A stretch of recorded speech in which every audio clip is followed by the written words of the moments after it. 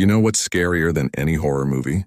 The fact that 85% of the things we worry about never actually happen. Yet here we are, letting our minds create these elaborate horror stories that keep us up at night. Hey, I've been there too. For the longest time, I thought fear was about external threats. You know, spiders, heights, public speaking. But recently, I've realized something profound. The scariest monsters aren't hiding under our beds. They're hiding in our heads. Let me tell you what I mean. We're all walking around with these invisible backpacks filled with anxiety, self-doubt, and past traumas. Mine, it's packed with thoughts like, I'm not good enough, and what if I fail?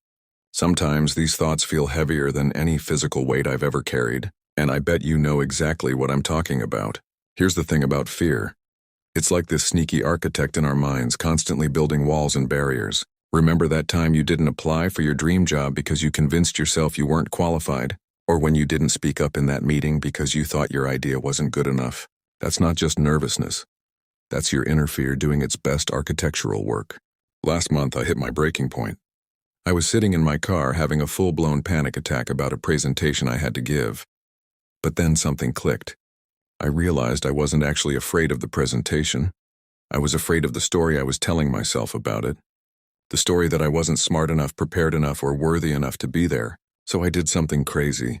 I started talking to my fear, like literally having conversations with it. Hey fear, I see you there. I understand why you're trying to protect me, but I've got this. And you know what? It didn't make the fear disappear, but it made it manageable. It made it human. Think about it. When was the last time you really looked your fears in the eye? Not the surface level stuff, but the deep core fears that drive your decisions.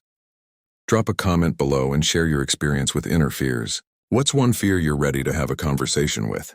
Remember, acknowledging our fears is the first step to reclaiming our power over them.